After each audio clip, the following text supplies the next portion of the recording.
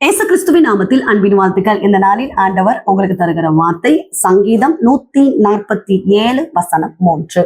இருதயம் நொறுங்குண்டவர்களை குணமாக்குகிறார், அவர்களுடைய காயங்களை கட்டுகிறார். பிரியமானவர்களே, இந்த காலை வேளையில உங்களோடு கூட ஆண்டவர் இந்த வசனத்தின் மூலமாக பேச போகிறார். இருதயம் நொறுங்குண்டு இருக்கிறீங்களா? கவலையோடு இருக்கிறீங்களா? காயப்பட்டு இருக்கிறீங்களா? என்ன ஆண்டவரே அப்படின்னு சொல்லி சோர்ந்து போயிருக்கிறீங்களா? கவலைப்படாதருங்க.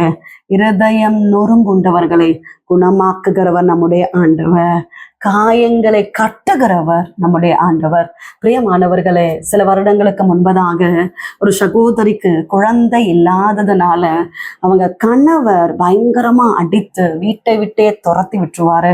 உனக்கு நன்மையே இல்லை, உனக்கு ஆசீர்வாதமே இல்லை அப்படின்னு சொல்லி அவங்க ரொம்ப டார்ச்சர், ரொம்ப வேதனைப்பட்டு அடி உதைகள் எல்லாம் வாங்கி வீட்டை விட்டே துரத்தி விடப்பட்ட நிலைமையில அந்த சகோதரி தனித்து விடப்பட்டவள் இருந்த போதுதான் அந்த சகோதரியுடைய அக்கா இந்த ஜெப ஆலயத்துக்கு அந்த சகோதரியை அழைத்து கொண்டு வந்தாங்க.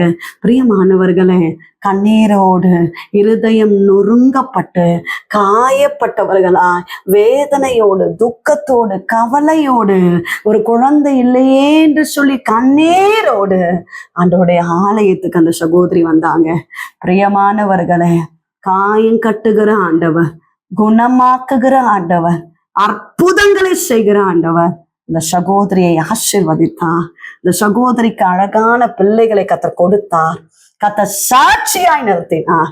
உங்க வாழ்க்கையிலும் நீங்க நெருக்கப்பட்டு இருக்கிறீங்க, நொறுக்கப்பட்டு இருக்கிறீங்க, வேதனையோடு இருக்கிறீங்க. கர்த்தரை தேடினால், அவருடைய பாதத்தை நீங்க விழுந்து கிடந்தா உங்க வாழ்க்கையில பெரிய காரியங்கள் நடக்கும். கர்த்தர் அற்புதத்தை நிச்சயமாய் செய்வார். அதான் இந்த கால வேளையில கர்த்தர் உங்களோடு பேசி கொண்டிருக்கிறார். இருதயம் நொறுங்குண்டவர்களை நான் குணமாக்குவேன், காயங்களை கட்டுவேன்னு கர்த்தர் சொல்லுகிறார். செபிப்போம். நீங்க நேசிக்கிற எங்கள் நல்ல தகப்பனே, இந்த கால வேலைக்காக நன்றி செலுத்துகிறோம். கர்த்தர் அந்த நல்ல வார்த்தைக்காக நன்றி அப்பா. இருதயம் நொறுங்குண்டவர்களை குணமாக்குகிற ஆண்டவர், காயங்களை கட்டுகிற ஆண்டவர். தேவ பிள்ளைகளை ஆசீர்வதிங்க. குடும்பமா இந்த கரத்துல ஒப்பு கொடுக்கிறோம்ப்பா. நீங்க ஆசீர்வதிக்கிறபடினால ஸ்தோத்திரம். செய்கிற வேலைகள், வருமானங்கள், தொழில்கள், கையின் பிரயாசங்கள் எல்லாம் கர்த்தர் ஆசீர்வதிக்கிறபடினால ஸ்தோத்திரம். ஏசப்பா, கடன் பாரத்தோடு இருக்கிறவர்களுக்காக செபிக்கிறோம்.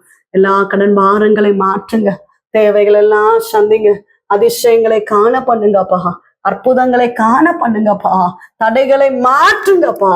கற்பத்தின் கனிக்காக காத்திருக்கிற பிள்ளைகளுக்காக செபிக்கிறோம். என் ஆண்டவர் ஆசீர்வதிப்பீராக. கர்ப்பிணிகளை ஆசீர்வதிக்கிறபடியினால ஸ்தோத்திரம் ஆண்டவரே. ஏசப்பா, உடைய கரத்துல தாழ்த்தி ஒப்பு கொடுக்கிறோம். கர்த்தர் பெரிய காரியங்களை செய்யுங்க. திருமணமாக வேண்டிய பிள்ளைகளை ஆசீர்வதிங்க, நல்ல வேலை வாய்ப்புகளை கொடுங்க, படிக்கிற பிள்ளைகளை ஆசீர்வதிங்கப்பா. பலவீனத்தோடு இருக்கிற பிள்ளைகளுக்காக செபிக்கிறோம். எல்லா பலவீன கட்டுகளை இயேசு கிறிஸ்துவின் நாமத்தினால நிர்மூலமாக்குகிறோம். ஆவியானவர் ஆளுகை செய்வீராக. இயேசு கிறிஸ்துவின் நாமத்தில் ஜெபிக்கிறோம் எங்கள் ஜீவனுள்ள நல்ல தகப்பனே, ஆமென். பிரியமானவர்களே, கர்த்தர் உங்களோடு பேசி இருக்கிறார். கர்த்தர் நிச்சயமா உங்க வாழ்க்கையில பெரிய காரியங்களை செய்வார். உங்களுக்காக, உங்களுடைய ஜெப விண்ணப்பங்களுக்காக நாங்கள் ஜெபிக்கிறோம். நீங்களும் எங்களுக்காக, எங்களுடைய ஊழியங்களுக்காக ஜெபித்துக் கொள்ளுங்கள். டிவோஷன் மூலமாய் உங்களோடு ஆண்டவர் பேசுகிறது பகிர்ந்து கொள்ளுங்கள். இந்த வார்த்தை அநேகருக்கு பிரயோஜனமா இருக்கும் என்றால் அநேகருக்கு ஷேர் பண்ணுங்க. God bless you.